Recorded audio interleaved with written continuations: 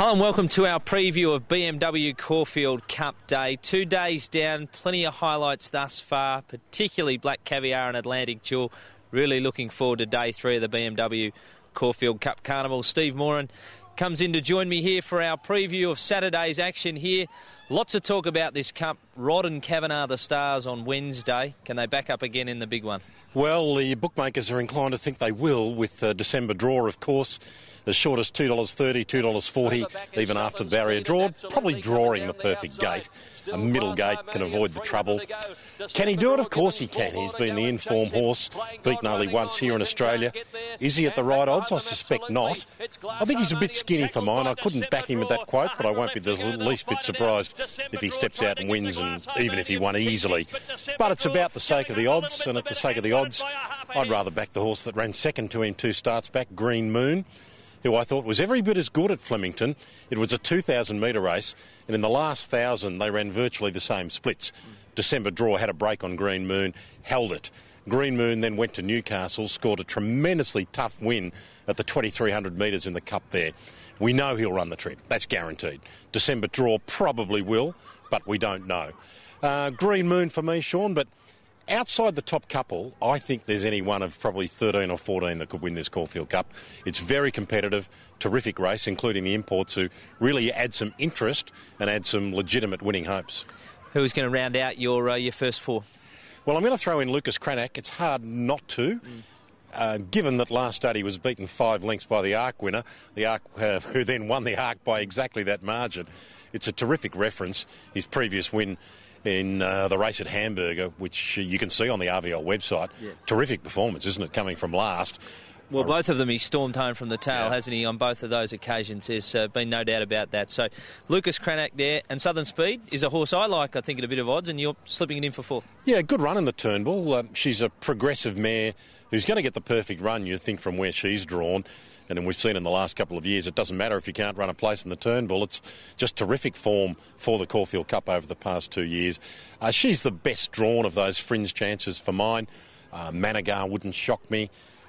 Plenty of hopes in the race, but Green Moon's perhaps the value. December draw, the obvious. And certainly Lucas Cranach is a bit of a wild card with perhaps this is a bit of a first, isn't it? An import who's not only now trained here, but his preparation was supervised in quarantine in the UK by a rejuvenated Lee Freedman. Gee, wouldn't he get a buzz if this horse came out and won? He certainly would. It's going to be a great race, the Cup. Really looking forward to it. What about our support card on Saturday? 10 races. Really looking forward to also seeing Seapoy in action. We had Black Caviar last week, and the 3-year-old goes up against the older horses again after winning the Manikato. Well, she's a legitimate star. We suspect that Atlantic Jewel is likewise, and I have no doubt that Seapoy is a legitimate superstar. 55.5, he's certainly not thrown in against the older horses at this stage of the season. The last 3-year-old winner, Jetspur, had 52.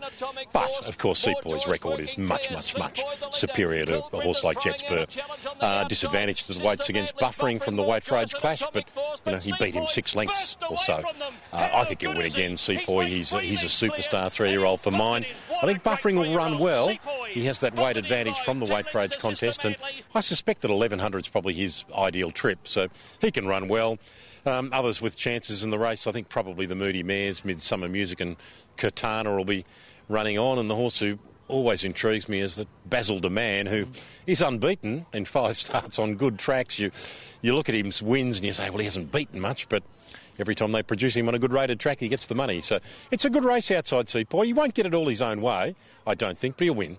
Well, the horses he defeated last time were, of course, the mares in Sister Madly and More Joyous, and they step up and clash over 1400 in the Tristar. Well, under the set weights and penalties there, they really should dominate the race. I mean, she's a champion mare. More Joyous won 14 of 20, unbeaten at 1400 metres.